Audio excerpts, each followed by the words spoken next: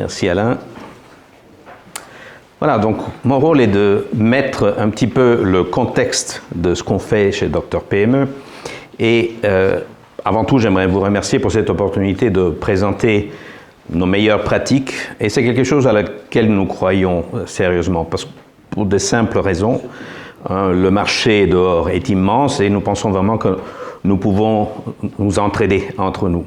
Et pardonnez-moi si par moment j'ai des hésitations parce qu'on avait préparé tout ça en anglais. Puis là, je dois faire du temps réel pour revenir en français sur les idées qu'on voulait mettre en avant, peu importe.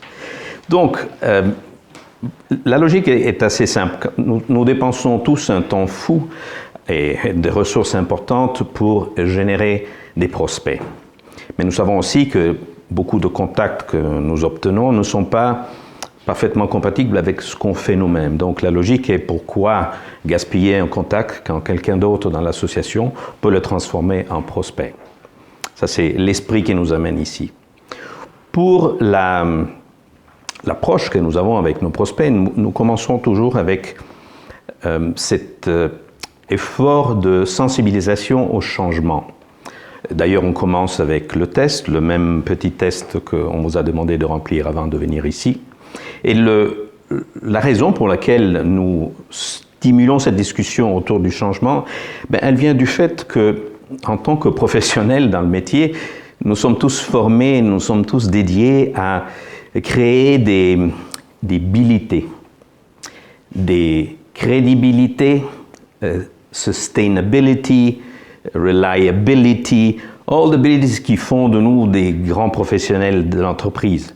Et en même temps, nous avons tous cette mission d'en détruire une autre abilité, l'imprévisibilité. Le fait que ces deux efforts font que nous créons souvent des environnements un peu statiques, parce qu'on aimerait bien que ça arrête de bouger ce truc, ça commence à être rentable. Mais ça veut dire aussi qu'on perd cette sensibilité et cette lecture, cette disponibilité au changement. Ceci, même si on sait très bien que la vie, que je représente ici par un symbole d'ADN, c'est du changement, delta. C'est à la base de tout, que ce soit un changement interne à nous, en tant qu'individu, personne, notre corps, notre esprit. En tant que groupe, on change, mais aussi vis-à-vis de tous les changements qui nous sont imposés du contexte extérieur, avec des circonstances et autres. Ces changements extérieurs aussi, souvent, ont une importante bilité qui vient avec cette imprévisibilité, prévoir imprévisible la durée, l'intensité, les répercussions et surtout quand. Le timing est souvent quelque chose d'imprévisible. Donc on essaye de stimuler la disponibilité au changement, la sensibilité en ouvrant cette discussion et quand ces changements ont ces caractéristiques d'imprévisibilité et qu'elles viennent tout ensemble, on se retrouve dans un contexte vraiment de ce qu'on appelle une disruption. Alors c'est un mot latin, si c'est un mot qui vient des Romains, vous pouvez être sûr que ce n'est pas de la nouveauté, hein? Ça existe depuis un moment. Et donc on se retrouve avec ce terme. Et nous, quand on travaille avec les entreprises, nous avons ce tableau, cette palette de 101 disruptions que nous utilisons pour justement les aider à lire les signaux, à se préparer et si possible à anticiper ces disruptions pour en ressortir, soit en ressortir mais aussi en profiter. Ce n'est pas si compliqué que ça parce que, en effet, c'est le but même de la STA. Quand il y a un souci, on va s'en sortir, vous appelez la STA et c'est faux. Et c'est bon, on va s'en sortir. Vous connaissez peut-être cette phrase humoristique de Mark Twain. En effet, avec la STA et avec le travail des experts, on arrive à s'en sortir et passer d'une crise même à des opportunités. Donc, pour y arriver, on utilise le test. Et c'est une sorte de miroir que nous mettons devant l'entreprise. Parfois, le miroir est pour un leader solitaire. Heureusement, ce n'est pas souvent, mais c'est vraiment conçu pour un board, pour un executive team ou même un extended team pour travailler ensemble. Voilà, ça c'était un peu le contexte de ce que nous faisons. Maintenant, je vais passer la parole à Alexandre qui va donner un peu plus de détails sur la mécanique avant de regarder ensemble les résultats du test que vous avez gentiment rempli en tant que groupe. Alexandre? Merci Ricardo. Alors, on ne peut pas guérir quelqu'un qui pense qu'il n'est pas malade. Et c'est la raison pour laquelle notre processus démarre avec un diagnostic de santé d'entreprise. On va prendre le temps de vous montrer un petit peu comment le processus fonctionne. Il démarre en fait par l'entrepreneur, le manager, le président, qui remplit le diagnostic et en faisant ça, il se pose un certain nombre de questions et il prend conscience mentalement de la problématique qu'il connaissait. Mais le fait de le remplir, peut-être M. Gutmann nous dira quelle était son expérience tout à l'heure, et le fait de le remplir, ça permet de prendre conscience. On a préparé un certain nombre de questions. Ces questions ont été choisies avec l'aide d'experts et de consultants et de CEOs et CFO, et même des professeurs dans les universités de business. Et on les a regroupés en 10 gros thèmes qui couvrent, nous pensons, ce qu'on peut appeler la santé d'entreprise. Entre autres, nous avons les aspects de finance, les aspects en relation avec la stratégie, les aspects avec le marché, les aspects sociaux, les aspects en relation avec les opérations, avec les fournisseurs, avec les innovations, la réputation, le légal et pour terminer, la gouvernance. Voilà,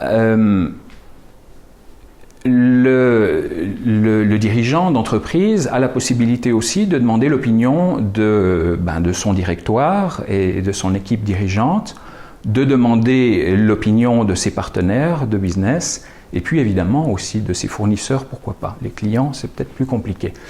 Et avec tout ça, on consolide les différentes réponses et puis on lui propose un premier rapport qui lui donne une vue d'ensemble et qui lui montre les points qui sont, disons, qui nécessiteraient d'être adressés pour améliorer la santé. Ça lui permet d'en prendre conscience et de les prioriser.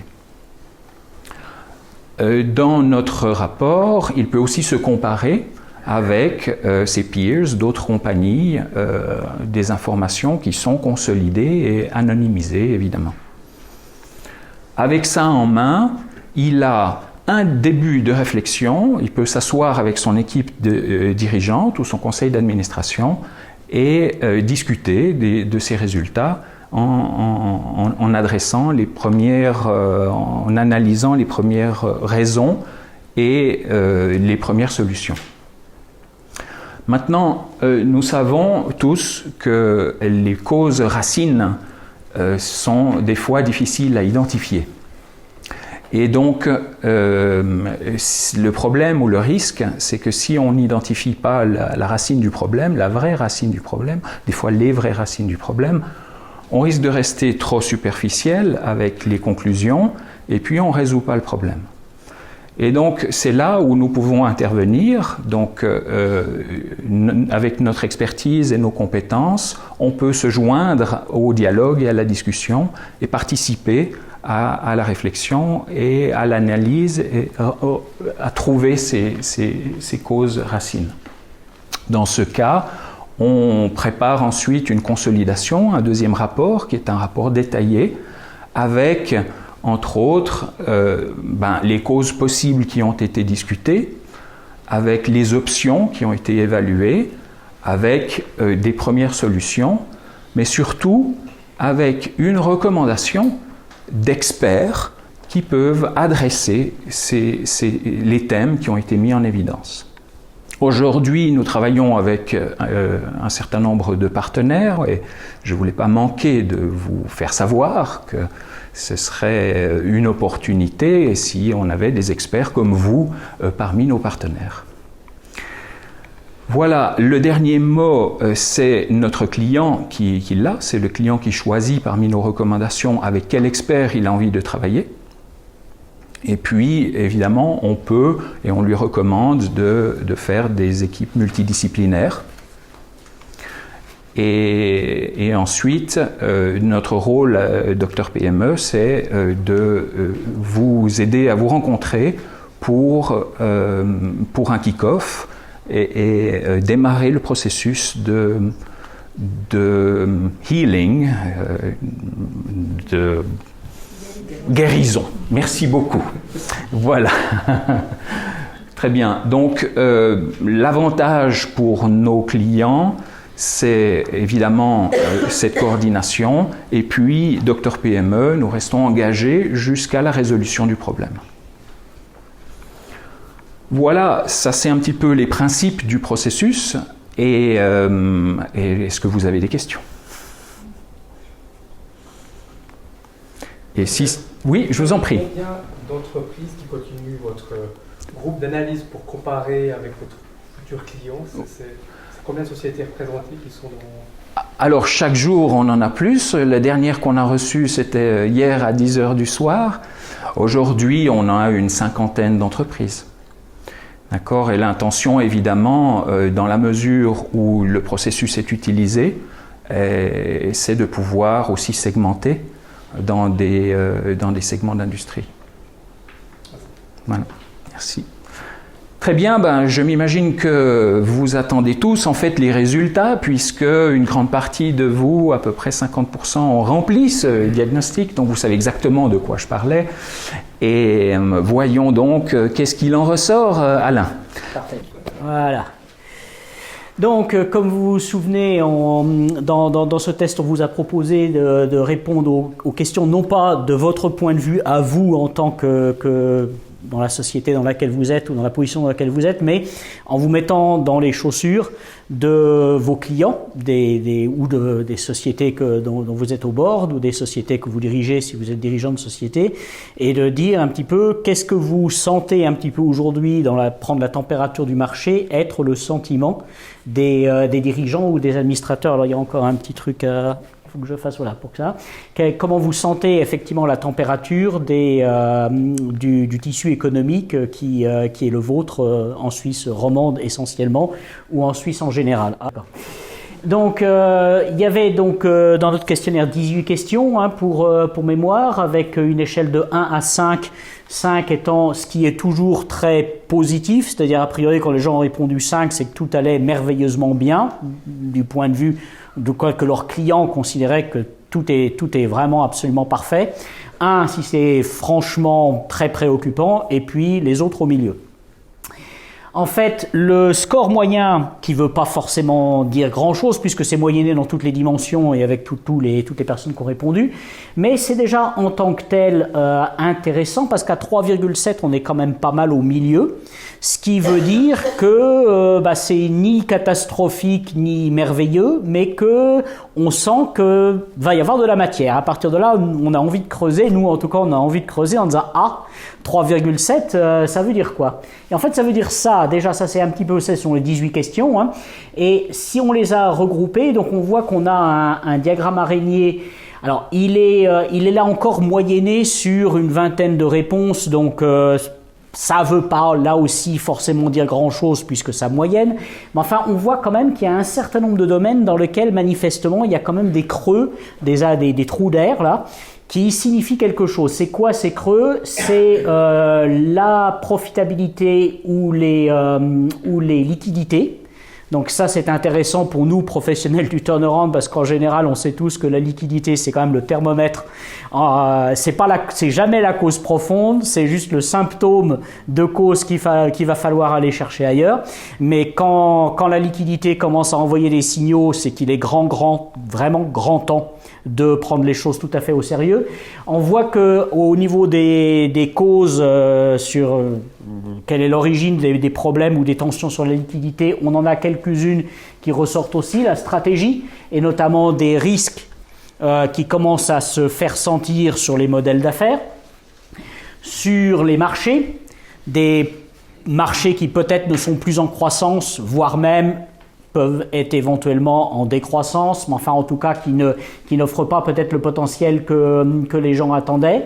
Il y a également peut-être, toute proportion gardée, un petit creux là sur le social, une ambiance sociale qui est en général aussi elle-même le signe de quelque chose d'autre.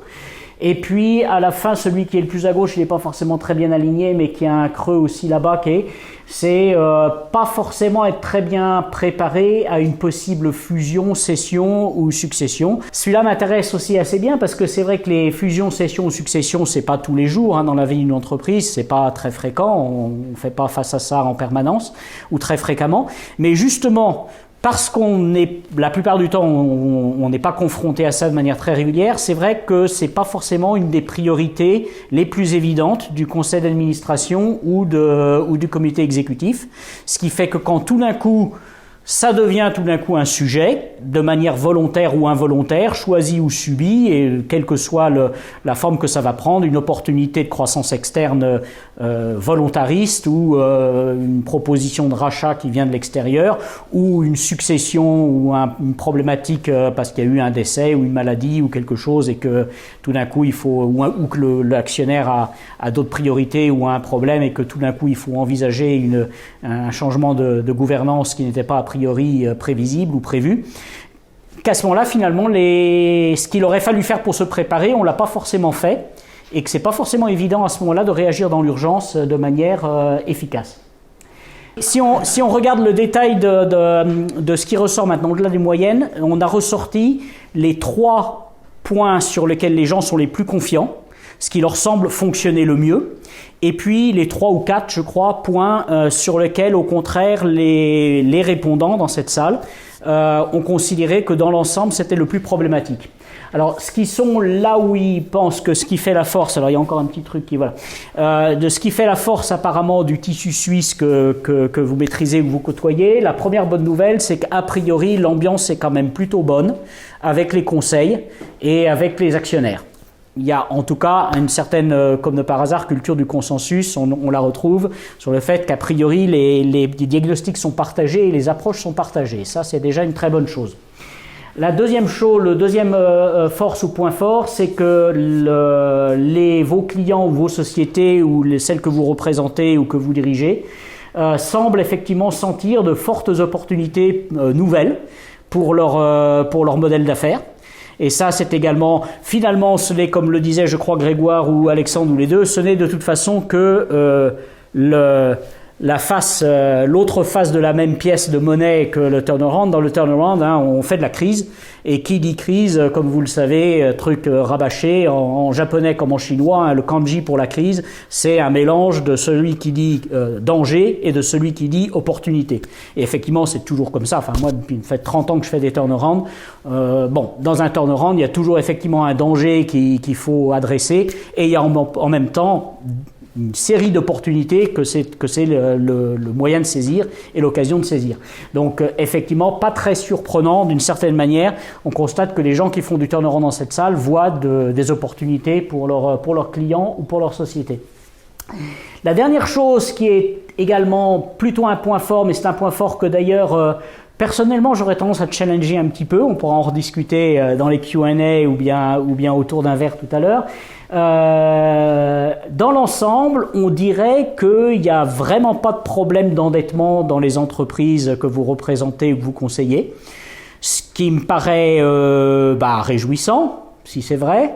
Ce qui m'interroge un petit peu, en tout cas, moi c'est pas ce que j'ai répondu quand j'ai rempli le questionnaire, au regard notamment des prêts Covid, qui effectivement ont donné beaucoup de liquidités. Peut-être on peut discuter peut-être même un petit peu trop de liquidité, une liquidité peut-être un petit peu trop facile pendant les années délicates que nous venons tous de traverser. La question c'est maintenant comment on va en sortir.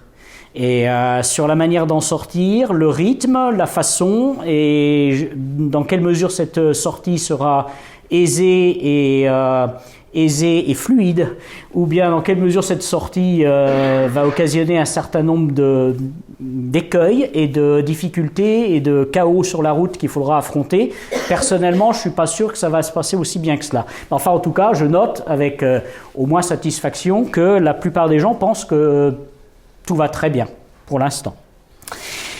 Sur les points qui, en revanche, semblent avoir été plus des sujets de concern, on dirait en anglais, enfin de préoccupation ou de réflexion.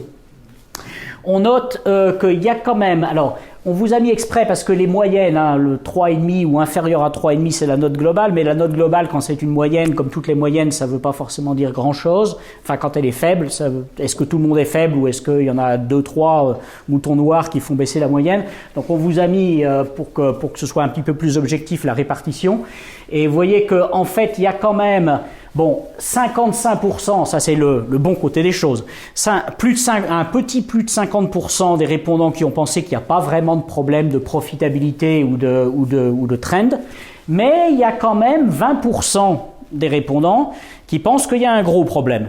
Soit de profitabilité en niveau absolu, soit de trend. Donc ça veut dire que là, quand même, il y a 20%, ça fait quand même pas mal. Il y a quand même effectivement au moins un certain nombre de sociétés, d'industries. Alors on n'a pas segmenté, il y a trop peu de répondants. Il y a suffisamment de répondants pour que ce soit statistiquement représentatif. Par contre, il n'y en a pas assez pour commencer à segmenter de manière statistiquement représentative suivant les industries ou les tailles. Là, il faudra attendre d'avoir un échantillon un petit peu plus large. Ça, c'est un des premiers sujets. Le deuxième sujet, c'est la performance opérationnelle. Pas très surprenant compte tenu de ce qui se passe, on le voit tous, que ce soit les supply chains, les recrutements, les problématiques, enfin bon, l'inflation maintenant qui arrive, c'est pas très surprenant. Mais là quand même on voit que il y a quand même, il y a encore 50% des gens qui pensent que ça va très bien, merci. Là aussi, parfois, je me demande où ils vivent, mais ils ont de la chance. Mais par contre, vous voyez qu'il y a quand même pas mal de gens qui disent « bof, c'est moyen », d'autres qui disent « non, c'est pas terrible », et puis il y en a même une petite minorité peut-être, mais quand même, il y en a un quart au total qui disent « non, c'est vraiment quand même préoccupant et il y a un vrai sujet de performance opérationnelle ». L'avant-dernier, les gens ne pensent pas, je l'ai déjà commenté tout à l'heure, donc je ne vais pas y revenir, qui sont très très bien préparés pour des perspectives de fusion-acquisition ou de transmission d'entreprise. Tout dernier, donc les risques sur le business model. Bon, là aussi, je pense que compte tenu de ce qu'on vit tous sur le terrain et dans l'économie, on n'est pas très surpris non plus. Mais c'est vrai qu'il y a, alors c'est intéressant parce que c'est de moins en moins. Il y a plus que 1/5 des gens qui sont vraiment très très confiants sur le business model. Vous en avez autant qui sont carrément inquiets sur le business model, et puis vous en avez quand même presque un tiers qui disent que ça va encore, mais c'est pas forcément top. Nous, on trouve ça très intéressant. On espère que ça vous intéressera aussi. Alors, cette partie-là, nous, on n'est pas couvert par le Chatham House. C'est pour ça qu'on enregistre et que, donc ça, ces slides-là, on peut vous les mettre à disposition. C'est possible, si elles vous intéressent. Ce qu'on aimerait savoir, alors peut-être d'ailleurs, on peut engager le débat tout de suite si vous voulez, ou bien tout à l'heure autour d'un drink, mais ce que vous avez pensé de ce test. Toutes vos idées sont les bienvenues pour éventuellement l'améliorer, le faire vivre, le changer, rajouter des questions, reformuler des questions. On est ouvert, c'est un work in process. Mais on essaye effectivement, l'idée aussi peut-être à terme, ce sera, si ça marche, ce sera d'en faire un baromètre que l'on puisse refaire tous les 6 mois, tous les 12 mois, et puis voir les évolutions d'une période à une autre en fonction de ce qui se passe dans l'économie. Le jour où on aura un échantillon suffisant en nombre, quantitativement, pour effectivement segmenter suivant les régions, suivant les entreprises, suivant les tailles, ou les industries, bien sûr.